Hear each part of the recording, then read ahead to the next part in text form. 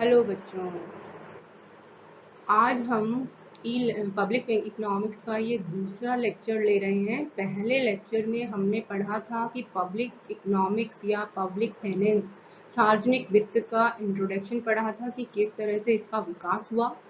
ये पढ़ा कि इसमें कौन कौन सी परिभाषाएं आती हैं। तो हमने दो तरह की परिभाषाएं पढ़ी थी, एक अत्यधिक व्यापक और एक व्यापक परिभाषा। आज हम इनका विस्तार से वर्णन करेंगे। तो आज के इस दूसरे लेक्चर में हम दो चीज़ों को पढ़ेंगे कि सार्वजनिक वित्त की जो परिभाषाएं हैं वो कौन कौन से अर्थशास्त्रियों ने दी हैं, अत्यधिक व्यापक परिभाषा किसकी है और व्यापक परिभाषाएं किसकी हैं। दूसरा हम पढ़ेंगे कि सार्वजनिक वित्त की विषय सामग्री, सब्जेक्ट मैटर क्या है, कि सार्वजनिक वित्त या पब्लिक इकोनॉमिक्स में हम पढ़ते क्या हैं, हम क्या चीज़ों को, किन किन विषयों को इसमें पढ़ते हैं। तो सबसे पहले हम लेते हैं कि सार्वजनिक वित्त की परिभाषाएं। जैसा कि पहले लेक्चर में हमने देखा था कि सार्वजनिक वित्त की परिभाषाओं को दो भागों में बांटा है। एक है व्यापक परिभाषाएं, जिसके अंतर्गत हम लेंगे प्रोफेसर प्लेहन, प्रोफेसर लुट, श्रीमती उर्सुला हिक्स। इन तीनों की परिभाषाओं को हम व्यापक परिभाषाओं के अंतर्गत सम्मिलित करते हैं। दूसरी हमारी है अत्यधिक व्यापक परिभाषाएं, जिसके अंतर्गत हम वेस्टविल लेंगे, फिंडले, शिराज और डाल्टन की परिभाषा को लेंगे। वेस्टविल वो अर्थशास्त्री हैं जिन्होंने सार्वजनिक वित्त का सबसे पहले सुव्यवस्थित अध्ययन किया था। अब हम पढ़ते हैं कि इनकी परिभाषाएं आखिर हैं क्या क्या। तो डॉक्टर प्लेहन ने कहा कि लोक वित्त वह विज्ञान है जो राजनीतिज्ञ की उन क्रियाओं का अध्ययन करता है जो राज्य के उचित कार्यों को करने के लिए आवश्यक भौतिक साधनों को प्राप्त करने तथा उपभोग करने से संबंधित है। तो इस परिभाषा में दो मुख्य विशेषताएं हमें पता चलती हैं कि लोक वित्त या सार्वजनिक वित्त किस बात का अध्ययन करता है। सबसे पहला कि राज्य के कार्यों को चलाने के लिए कौन से भौतिक साधन कहाँ से प्राप्त करें और कैसा उनका उपयोग किया जाए। दूसरी परिभाषा प्रोफेसर लुट जी की है। उन्होंने कहा कि सार्वजनिक वित्त उन साधनों की व्यवस्था, सुरक्षा तथा वितरण का अध्ययन करता है जो राजकीय एवं प्रशासन संबंधी कार्यों को चलाने के लिए आवश्यक होते हैं।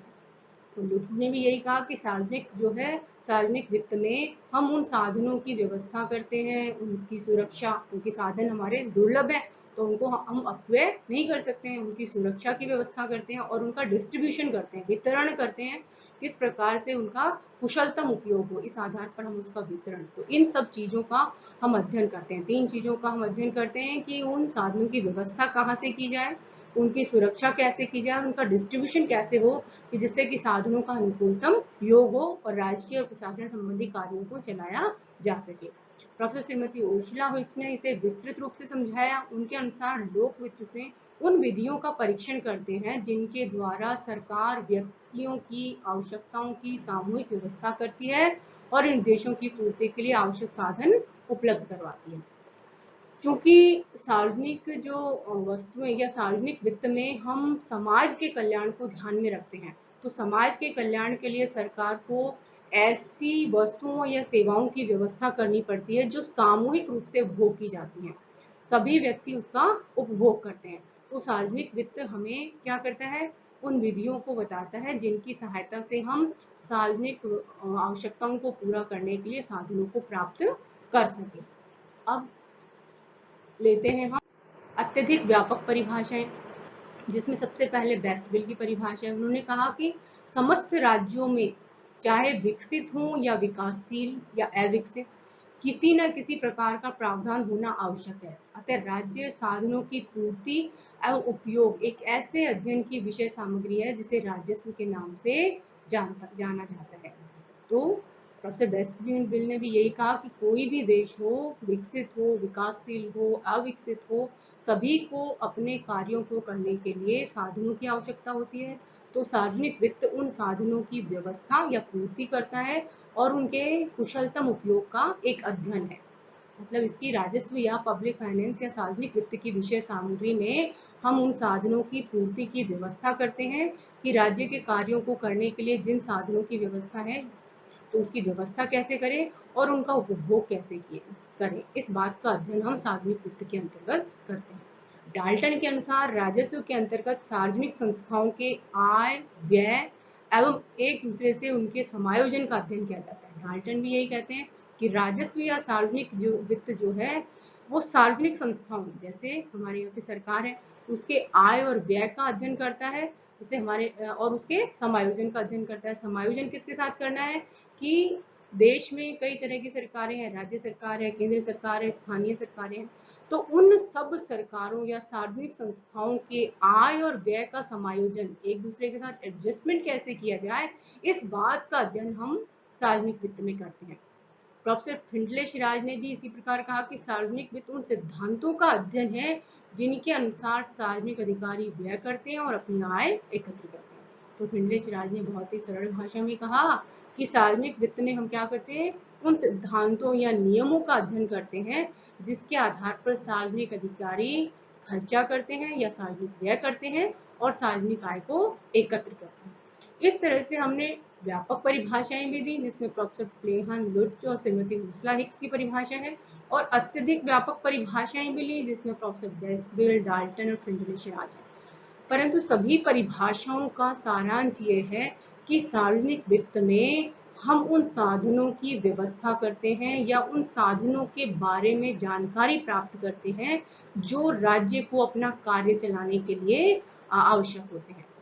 अब राज्य को कार्य कौन से कार्य करने होते हैं, शांति है, सुरक्षा है, सामाजिक आवश्यकताएं हैं, इन सब कार्यों को पूरा करने के लिए चूंकि सरकार को या सार्वजनिक संस्थाओं को धन की जरूरत होती है, तो सार्वजनिक वित्त हमें बताता है कि उस धन को हम कहाँ से एकत्र करें, और जब एकत्र हो गया तो उनको किस प्रकार से वितरित करें, उन साधनों को या उस आय को हम किस प्रकार से व्यय करें जिससे व्यक्तियों का अधिकतम कल्याण हो। क्योंकि वर्तमान में हर सरकार का ये उद्देश्य है कि समाज का अधिक से अधिक कल्याण।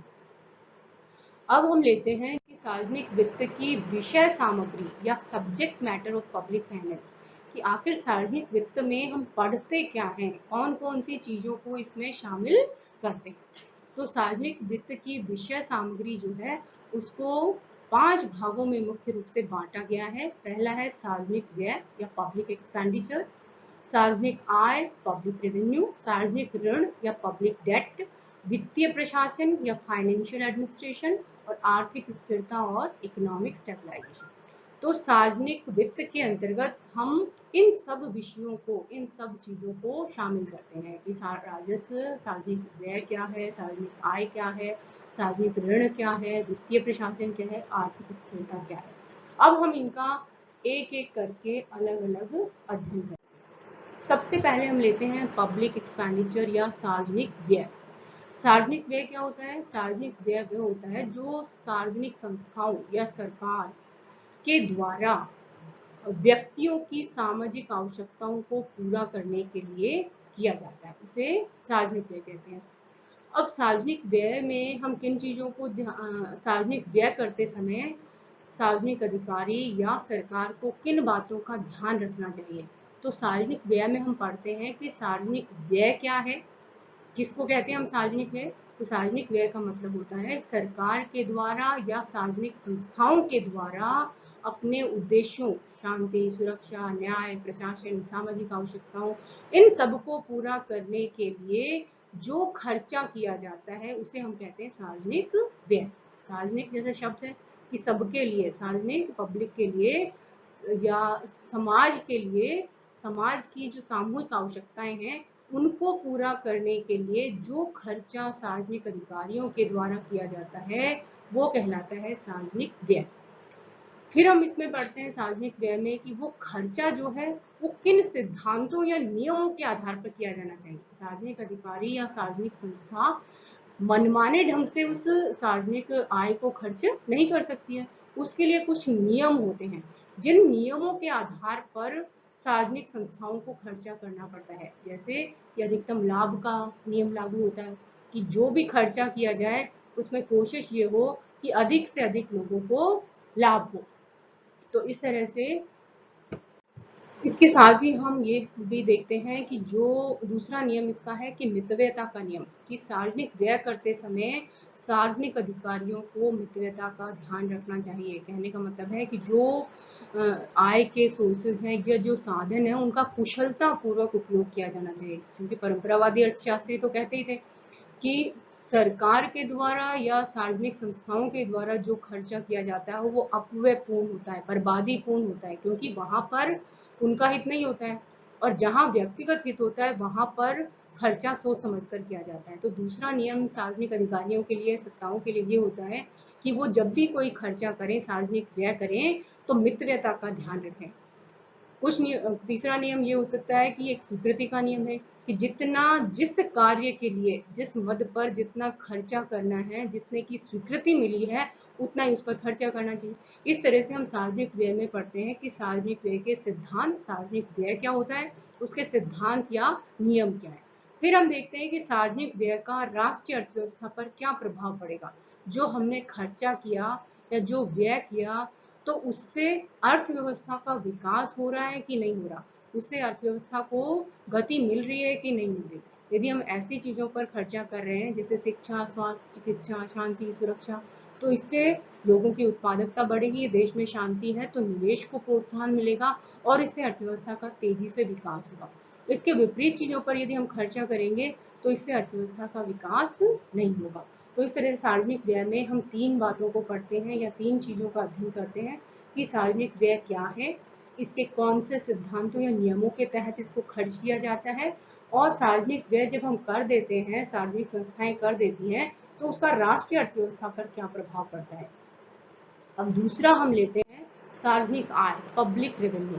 तो सरकार का बजट जब बनाती है तो सरकार पहले खर्चे को का आकलन करती है, उसके बाद आय के सोर्सेस ढूंढती है। तो सरकार का जो बजट होता है व्यक्ति के बजट से बिल्कुल डिफरेंट होता है। व्यक्ति जो है पहले अपनी इनकम के सोर्सेज देखता है और उसके बाद उसको खर्च करने का के बारे में सोचता है। लेकिन सरकार पहले अपने खर्चों का पता करती है कि कहाँ कहाँ पर कितना खर्चा करना है, और उसके बाद उसके इनकम के सोर्सेज ढूंढती है कि कौन से सोर्स से, कौन से स्रोत से हम ज्यादा आय को प्राप्त कर सकते हैं। तो अब हम देखते हैं कि पब्लिक रेवेन्यू या सार्वजनिक आय, इसके अंतर्गत हम किन बातों को सम्मिलित करते हैं। तो सबसे पहला हम लेते हैं, इसमें पढ़ेंगे आय के विभिन्न सोर्सेज क्या हैं। आय के विभिन्न स्रोत क्या हैं। तो आय के स्रोत दो तरह के हो सकते हैं सरकार के, एक टैक्स रेवेन्यू, एक नॉन टैक्स रेवेन्यू, एक कर आय और एक गैर कर आय। कर आय में फिर आगे हम डिवाइड कर सकते हैं कि एक डायरेक्ट टैक्स होता है, एक इनडायरेक्ट टैक्स होता है, प्रत्यक्ष कर हो सकते हैं, अप्रत्यक्ष कर हो सकते हैं। गैर कर आय में जुर्माना, पेनल्टी, इसी तरह की और अन्य सेवाएं हो सकती हैं। तो इनका विस्तार से हम आगे अध्ययन करेंगे। तो कहने का मतलब हुआ सार्वजनिक आय में हम सबसे पहले पढ़ते हैं कि सार्वजनिक आय के सोर्सेज या स्रोत क्या है, आय के स्रोतों का सापेक्षिक महत्व क्या है, कि टैक्स रेवेन्यू ज्यादा इंपॉर्टेंट है या नॉन टैक्स रेवेन्यू। तो इन स्रोतों का महत्व क्या है। उसके बाद हम पढ़ते हैं करारोपण के विभिन्न सिद्धांत। चूंकि सरकार की आय का एक मुख्य सोर्स टैक्स होता है, कर जो है सरकार की आय का मुख्य साधन या सबसे बड़ा साधन है, तो इसके लिए हम ये पढ़ते हैं कि इसके सिद्धांत, जब सरकार की आय का ये बड़ा सोर्स है टैक्स, तो ये टैक्स जो है किन सिद्धांतों के आधार पर लगाए जाएं। तो जिस तरह से सार्वजनिक व्यय के सिद्धांत थे कि लाभ का सिद्धांत इसमें लागू होगा, मितव्ययता का, स्वीकृति का, इसी तरह टैक्स लगाते समय भी सरकार को कुछ बातों का ध्यान रखना चाहिए, जिससे कि टैक्स, जिससे कि लोग उस टैक्स का भुगतान जो है वो आसानी से कर पाए। अब इसके बाद हम पढ़ते हैं कि जो कर सरकार ने लगाए, क्योंकि जब कर लगते हैं व्यक्ति पर तो उसकी इनकम कम हो जाती है, उसकी आय का कुछ हिस्सा सरकार के पास चला जाता है। तो ऐसी स्थिति में उसकी उपभोग योग्य आय में कमी हो जाती है। उपभोग योग्य आय में कमी होने का मतलब है कि उपभोग कम होगा, उपभोग कम होगा तो उत्पादन कम होगा, उत्पादन कम होगा तो डिस्ट्रीब्यूशन कम होगा, बचत कम होगी, निवेश कम होगा। तो इस तरह से सरकार को ये देखना होगा कि जो टैक्स लगाया है उसका उपभोग, उत्पादन, वितरण, बचत और निवेश पर कोई ज्यादा बुरा प्रभाव तो नहीं पड़ रहा है। तो सरकार इन टैक्सेस का प्रभाव देखेगी, उपभोग, उत्पादन, वितरण, बचत और निवेश पर क्या प्रभाव पड़ता है। तो इस तरह से सार्वजनिक आय में सार्वजनिक आय में हम चार बातों को देखेंगे कि आय के विभिन्न सोर्सेज क्या है, इनका महत्व क्या है, और चूंकि कर, टैक्स जो है वो सरकार की आय का एक मुख्य सोर्स है, तो किन सिद्धांतों के आधार पर इनका टैक्सों को, कर को लगाया जाए जिससे अधिक से अधिक लोग इसका भुगतान करें। और जब टैक्स लगा दिया तो उसका उपभोग, उत्पादन, वितरण, बचत और निवेश पर क्या प्रभाव पड़ेगा। अब तीसरा हम लेते हैं सार्वजनिक ऋण या पब्लिक डेट। तो सार्वजनिक ऋण के अंतर्गत हम देखते हैं कि सार्वजनिक ऋण कहाँ से प्राप्त किया जाए। सार्वजनिक ऋण उस स्थिति में लिया जाता है जब सरकार की आय उसके खर्चों से कम होती है। जब सरकार की सार्वजनिक आय कहीं सार्वजनिक व्यय से कम है तो सरकार सार्वजनिक ऋणों का सहारा लेती है। अपने खर्चों को पूरा करने के लिए सरकार ऋण लेती है। सरकार आंतरिक ऋण भी ले सकती है, बाहरी ऋण भी ले सकती है। आंतरिक ऋण सरकार देश के नागरिकों से और देश के बैंकों वगैरह से लेती है। बाहरी ऋण सरकार विदेशी सरकारों से भी ले सकती है। तो इस तरह से सरकार को सबसे पहले ये देखना होता है कि सार्वजनिक ऋण देश के अंदर से लिया जाए या देश के बाहर से लिया जाए। फिर इसी तरह सार्वजनिक ऋण यदि लेना ही है हमें तो किन सिद्धांतों और नियमों के अंतर्गत इसको शामिल किया जाए, कौन से सिद्धांत के तहत हम सार्वजनिक ऋण को ले। जैसे कि हमने सार्वजनिक व्यय के कुछ नियम पढ़े, करारोपण के भी कुछ नियम होते हैं। इसी तरह सार्वजनिक ऋण को लेते समय भी कुछ बातों का, कुछ नियमों का सरकार को ध्यान रखना पड़ता है। फिर आता है कि यदि ऋण ले लिया तो इसकी अदायगी, इसका भुगतान कैसे किया जाएगा, इसके बारे में, इसके लिए कोई फंड बनाया जाएगा इसका, या इसका रेगुलर हम भुगतान करेंगे। ये लंबी अवधि का ऋण है या कम अवधि का या अल्प अवधि का ऋण है, तो इसका भुगतान के लिए हम क्या कोई फंड बना रहे हैं या हम इसके लिए रेगुलर इसका पेमेंट करेंगे। फिर आता है कि सार्वजनिक ऋण का अर्थव्यवस्था पर क्या प्रभाव पड़ेगा। जो सार्वजनिक ऋण हमने लिया उसका अर्थव्यवस्था पर क्या प्रभाव पड़ रहा है, अर्थव्यवस्था पर इसका क्या प्रभाव पड़ेगा।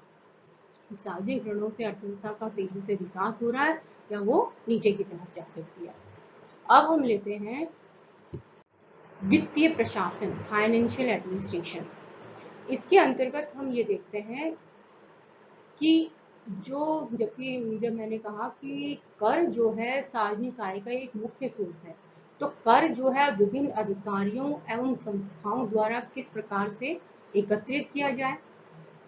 इसमें ये देखना होता है कि कर को एकत्र करने में हमारा बहुत ज़्यादा खर्चा नहीं होना चाहिए।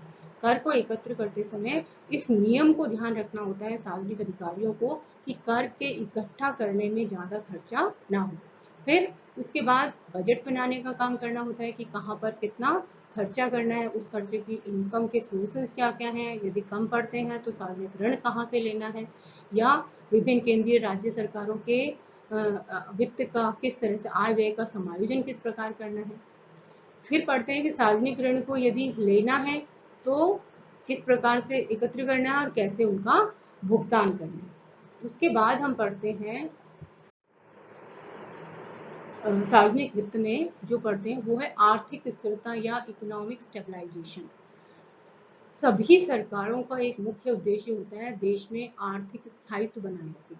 देश में जितना ज़्यादा आर्थिक स्थायित्व होगा, विदेशी निवेश उतना ही ज़्यादा आकर्षित होगा, देश के निजी निवेशक भी उतना ही ज़्यादा इन्वेस्टमेंट करेंगे, और ज़्यादा निवेश होगा तो लोगों को रोजगार मिलेगा, रोजगार मिलेगा तो उनकी इनकम बढ़ेगी, इनकम बढ़ेगी तो वो ज़्यादा उपभोग करेंगे, और इस तरह से उपभोग ज़्यादा करेंगे तो वस्तुओं का उत्पादन ज़्यादा होगा और अर्थव्यवस्था ऊपर की तरफ, विकास की तरफ जाएगी। तो हर देश का या हर अर्थव्यवस्था का ये एक मुख्य उद्देश्य होता है कि देश में आर्थिक स्थिरता बनी रहे। आर्थिक स्थिरता मतलब तेजी और मंदी की स्थिति ना हो, बार बार ना तो कीमतें बहुत तेजी से ऊपर जाएं ना ही बहुत तेजी से नीचे गिरें। तो अर्थव्यवस्था में कीमतों में एक सामंजस्य बने। इसका मतलब ये नहीं कि कीमतें बढ़ेंगी गिरेंगी नहीं, पर एक सीमा के अंदर कीमतों में उतार चढ़ाव होना चाहिए। तो इसको हम कहते हैं आर्थिक स्थिरता। तो सरकार इसके लिए राजकोषीय उपाय अपनाती है जिसकी सहायता से देश में आर्थिक स्थिरता बनाए रखने का प्रयास करती है। जैसे कि सरकार सार्वजनिक व्यय करती है, तो सार्वजनिक यदि मुद्रास्फीति की स्थिति है तो सरकार को सार्वजनिक व्यय को कम कर देना चाहिए, जिससे लोगों की डिमांड कम होगी। इसी तरह यदि सरकार टैक्सेस को बढ़ा दे, करों को बढ़ा दे, तो लोगों की उपभोग योग्य आय जो है वो सरकार के पास चला जाएगा, और सरकार के पास जाने के बाद व्यक्ति वस्तुओं की मांग कम करेगा, वस्तुओं की मांग कम करेगा तो उसकी कीमत कम हो जाएगी। इसी तरह यदि मंदी की स्थिति है तो मंदी की स्थिति में सरकार को सार्वजनिक व्यय को बढ़ाना होगा। सार्वजनिक व्यय यदि बढ़ेगा तो लोगों को रोजगार मिलेगा, रोजगार मिलेगा तो उनकी आय बढ़ेगी, और आय बढ़ेगी तो वो ज्यादा वस्तुओं की मांग करेंगे और धीरे धीरे कीमतें ऊपर की तरफ जाने लगेंगी। तो आर्थिक स्थिरता का मतलब है कि कीमतों में स्थायित्व। कीमतों में स्थायित्व का मतलब ये नहीं कि कीमतें रुक जाए, कीमतों में एक निश्चित सीमा के अंतर्गत उतार चढ़ाव होना चाहिए। तो यदि मुद्रास्फीति की स्थिति है तो सरकार क्या करेगी, टैक्सेस को बढ़ा देगी, लोगों के ऊपर टैक्सों की दर, नए टैक्स लगा देगी या पुराने करों की दरों में वृद्धि कर देगी, जिससे लोगों के पास जो उपभोग योग्य आय है वो सरकार के पास चली जाएगी, जिससे लोग खर्चा कम करेंगे। खर्चा कम करने का मतलब वस्तुओं की मांग कम करेंगे, और जब वस्तुओं की मांग कम करेंगे तो उनकी प्राइसेस कम होंगी। इसके विपरीत यदि मंदी की स्थिति है तो सरकार को ज्यादा से ज्यादा सार्वजनिक व्यय करना चाहिए। सार्वजनिक व्यय करेगी तो लोगों को रोजगार मिलेगा तो उनकी आय बढ़ेगी तो उनकी खरीदने की शक्ति बढ़ेगी, और जब खरीदने की शक्ति बढ़ेगी तो वस्तुओं की मांग करेंगे, और वस्तुओं की मांग बढ़ने से उनकी कीमतें तेजी से ऊपर की तरफ जाएंगी। तो इस तरह से हमने ये देखा कि सार्वजनिक वित्त की विषय सामग्री क्या है। सार्वजनिक वित्त की तो सारांश में कहें तो सार्वजनिक वित्त में हम 5 चीजों का अध्ययन करते हैं। सबसे पहला सार्वजनिक व्यय, कि सार्वजनिक व्यय क्या होता है, किन सिद्धांतों के तहत सार्वजनिक व्यय सरकार को करना चाहिए, और किन इस सार्वजनिक व्यय का अर्थव्यवस्था पर क्या प्रभाव पड़ेगा। फिर हमने लिया सार्वजनिक आय। सार्वजनिक आय का मतलब होता है कि कहाँ से, इसमें हम पढ़ते हैं कि सार्वजनिक आय के सोर्सेज क्या हैं, स्रोत क्या हैं। तो एक टैक्स रेवेन्यू, एक नॉन टैक्स रेवेन्यू। फिर उसके बाद आता है कि सार्वजनिक आय यदि टैक्स इसका मुख्य सोर्स है तो करारोपण किन नियमों के तहत लगाया जाना चाहिए, और टैक्स लगाने से उपभोग, उत्पादन, विनिमय, वितरण और बचत पर क्या प्रभाव पड़ेगा। उसके बाद हमने लिया सार्वजनिक ऋण। तो यदि सरकार की आय उसकी व्यय से कम रह जाती है तो ऐसी स्थिति में सरकार को सार्वजनिक ऋणों का सहारा लेना पड़ता है। तो उसमें हम ये पढ़ते हैं कि सार्वजनिक ऋण कहाँ से लेने चाहिए, बाहर से, देश के बाहर से या देश के अंदर से लेने चाहिए, उन ऋणों को अदायगी कैसे करेगी सरकार, और उनका अर्थव्यवस्था पर क्या प्रभाव पड़ेगा।